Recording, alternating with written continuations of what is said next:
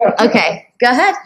Hi, I'm Rose with the Jeremy Castro Foundation, and this is my friend Pat Montoya with Not One More, and we're here to talk to him a little bit about what he does with Not One More and who he is as a dad. So welcome, Pat. Thank you, Rose. Thank you.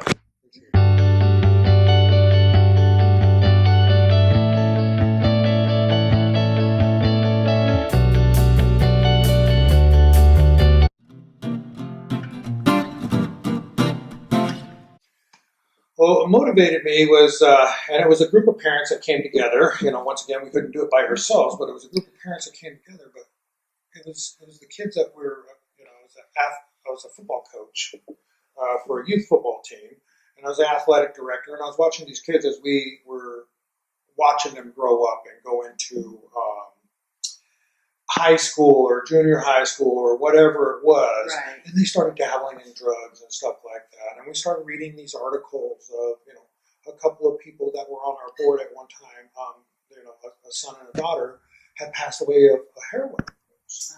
And we read that in the Star, and it was like, what? Here, Yeah. what? It was just like, these were everyday normal kids that were going to the same schools as my child was going to. Right.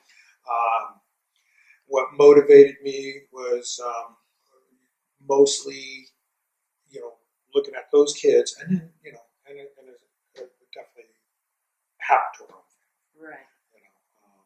So yeah. So you got involved before?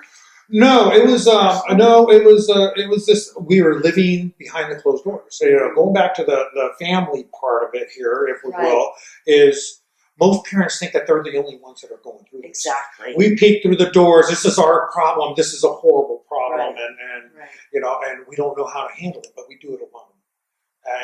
And so Very we did true. that for the first 3 years of our lives by ourselves. What do we do? There was no resources. There was no help. Right. And part of the other reason why we started with Not One More was to try to provide some of those resources. Right. Try to be there for those parents that were alone and letting them know that they weren't alone. I know. And it wasn't their fault, but this is something that we needed to come together on. How we were going to do that, we don't know. We're just as lost as anybody out there. But we somehow all ended up in the same boat. And then we went to the city council, and they let us come on, and they did, at one of the city council meetings, they did a drug awareness talk, and they let us come on there, and we had 350 people show up at the city council meeting. Wow. Yeah. Excellent. So at that point, we went public. Yeah. We got up there and we told our stories, and it was sad, because our kids were these everyday normal kids. Sure. These are our families. A lot of people always say that, these are bad kids doing bad things, and we read that all the time. From bad families. From bad families, right? Your Your bad families, parenting, bad, yeah. upbringings, and Yeah. and if you look at like your house here, this neighborhood, you wouldn't think, right? White picket fence. Yeah. But exactly. You got the Yeah. white picket fence, like Yeah. everybody, It's a new as the face. term goes. But these are good kids that got caught up in a bad thing and not realizing what they were getting into. And I think, why it's so easy for kids is because it's so available. I don't think, unless you're in this circle that we're in Right. and in this world, you don't realize how easy it is for a teenager to get heroin. Right. And you don't realize how cheap it is for $20. Right. $20. Now, what teenager in Ventura County, in Simi or Thousand Oaks or Newberry Park isn't walking around with $20 in their pocket? Right? These are the suburbs. These parents that have money. it's Both very parents are frightening. working. The kids get an allowance. They, the money's Yeah. free flowing, and Yeah. not saying a lot of money, but enough. Of, a group of kids pull their money together, they can pick up whatever they want. All you need is $20. But- You can score for $10. Here's the thing that we really found out, Rose, is Yeah. that a lot of this started in our own medicine cabinets. Oh, yeah.